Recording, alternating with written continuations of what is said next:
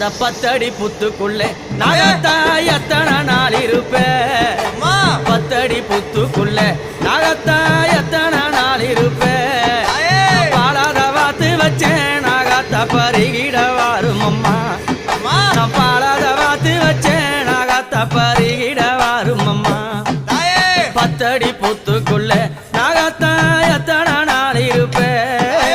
10 அடி புத்துக்குள்ளே நாகத்தா எத்தனை நாள் இருப்பேன்